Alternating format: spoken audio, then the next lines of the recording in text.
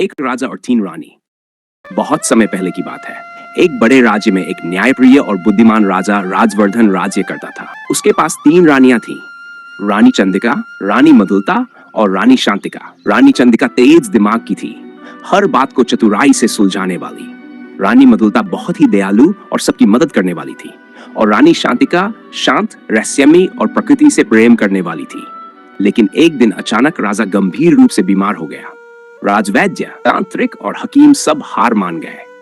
राजा की हालत दिन पर दिन बिगड़ती जा रही थी। पूरा महल चिंता में डूब गया। तभी एक रात रानी शांतिका ने स्वप्न में एक बूढ़े साधु को देखा जो कह रहा था, राजा की जान बच सकती है अगर कोई दिल का फूल ला कर दे। ये फूल जंगलों के पार पर्वत की चोटी पर खिला है, लेकिन उसे पाना आसान नहीं। ये फूल सिर्फ उसी को मिलेगा जिसका दिल सच्चा, निस्वार्थ और प्रेम से भरा हो। अगली सुबह राजा की जान बचाने के लिए एक साथ निकल पड़ी। तीनों रानियां रानी चंदिका ने पहेलियां सुलझाई और जंगल की हर चालाकी को मात देकर आगे बढ़ी। रानी मधुलता को रास्ते में घायल जानवर मिले। उसने बिना सोचे मदद की। भले ही उसका सफर धीमा हो गया, लेकिन उसके चेहरे पर संतोष था। रानी शांतिका अकेली एक शांत झील के किनारे पहुंची। वहां बैठकर उसने आंखें बंद कर ली और अपने भीतर झांका।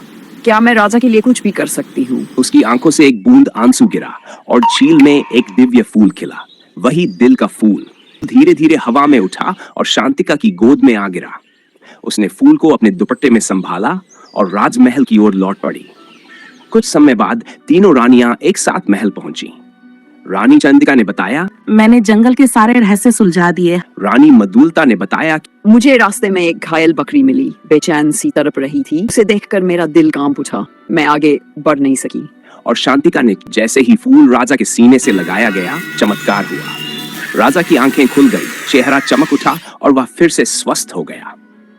चंदिका की बुद्धिमत्ता, मधुलता की करुणा और शांतिका की सच्ची भावना, तीनों मिलकर ही इस राज्य की असली शक्ति हैं।